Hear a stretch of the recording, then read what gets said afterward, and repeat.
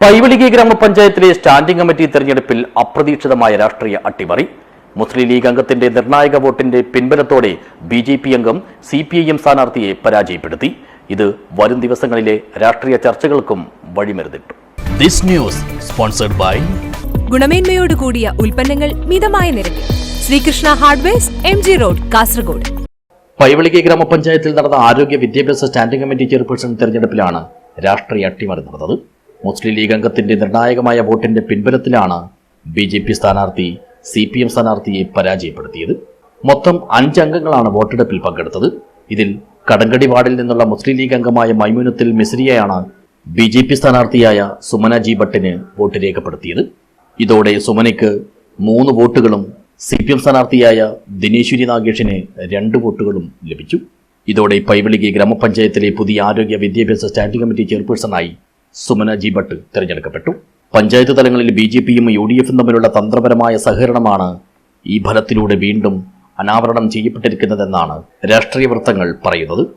പൈവളികി ഗ്രാമപഞ്ചായത്തിലെ കഴിഞ്ഞ ദിവസം സ്റ്റാൻഡിംഗ് കമ്മിറ്റി അംഗങ്ങളെ തെരഞ്ഞെടുക്കുന്നതുമായി ബന്ധപ്പെട്ട്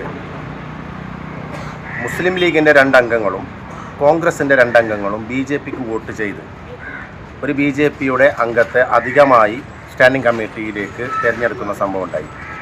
സ്വാഭാവികമായിട്ടും ഹെൽത്ത് ആൻഡ് എഡ്യൂക്കേഷൻ സ്റ്റാൻഡിംഗ് കമ്മിറ്റിയിലേക്ക് മുസ്ലിം ലീഗിന് സ്ഥാനാർത്ഥി ഇല്ലാഞ്ഞിട്ട് പോലും മുസ്ലിം ലീഗിൻ്റെയും കോൺഗ്രസിൻ്റെയും അംഗങ്ങൾ BJPക്ക് വോട്ട് ചെയ്തിട്ടാണ് 2 അംഗങ്ങളെ ആരോഗ്യ വിദ്യാഭ്യാസ സ്റ്റാൻഡിംഗ് കമ്മിറ്റിയിലേക്ക് തിരഞ്ഞെടുത്തത്. ഇന്ന് സ്റ്റാൻഡിംഗ് കമ്മിറ്റി ചെയർമാനെ തിരഞ്ഞെടുക്കുന്നതുമായി ബന്ധപ്പെട്ട തിരഞ്ഞെടുപ്പുണ്ടായിരുന്നു. നേരിട്ട് മുസ്ലിം ലീഗിൻ്റെ ഒരംഗം സ്റ്റാൻഡിംഗ് കമ്മിറ്റിയിൽ, ആരോഗ്യ വിദ്യാഭ്യാസ സ്റ്റാൻഡിംഗ് കമ്മിറ്റിയിൽ UDFൻ്റെ ഒരംഗവും BJPയുടെ 2 അംഗവും ഇടതുപക്ഷത്തിൻ്റെ 2 അംഗവുമാണുള്ളത്. അങ്ങനെ 5 അംഗങ്ങളാണുള്ളത്. പക്ഷേ 1-ാം വാർഡിൽ നിന്ന് വിജയിച്ച് വന്ന സുമന ജി ഭട്ട് എന്ന് പറയുന്ന BJP സ്ഥാനാർത്ഥിക്ക് മുസ്ലിം ലീഗിൻ്റെ 21-ാം വാർഡിൽ നിന്ന് മത്സരിച്ച് വിജയിച്ച നഫീസത്ത് മിസ്രിയ എന്ന് പറയുന്ന മുസ്ലിം ലീഗിൻ്റെ അംഗം നേരിട്ട് BJPക്ക് വോട്ട് ചെയ്യുന്ന സ്ഥിതിയാണ് ഇന്നുണ്ടായത്. അതുകൊണ്ടാണ് ആരോഗ്യ വിദ്യാഭ്യാസ സ്റ്റാൻഡിംഗ് കമ്മിറ്റി ചെയർമാനായി BJPയുടെ സുമന ജി ഭട്ട് തെരഞ്ഞെടുത്തത്. നേരത്തെ സ്റ്റാൻഡിംഗ് കമ്മിറ്റി അംഗങ്ങളുടെ തെരഞ്ഞെടുപ്പ് നടന്നപ്പോഴും സമാനമായ സഹകരണം ഉണ്ടായിരുന്നു.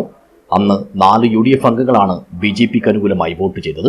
CPIMനെ ഭരണത്തിന്റെ സുപ്രധാന സ്ഥാനങ്ങളിൽ നിന്നും മാറ്റി നിർത്തുക എന്ന ലക്ഷ്യത്തോടെയാണ് പ്രാദേശിക തലത്തിൽ ഈ സഖ്യം പ്രവർത്തിക്കുന്നതെന്നാണ് സൂചന. എന്തുതന്നെയായാലും ഒരു മുസ്ലിം ലീഗ് അംഗം പരസ്യമായി BJP അംഗത്തിന് വോട്ട് ചെയ്തത് പല തലത്തിലുമുള്ള രാഷ്ട്രീയ ചർച്ചകൾക്കാണ് വഴിമരുന്നിട്ടിരിക്കുന്നത്. News bureau, Uppala.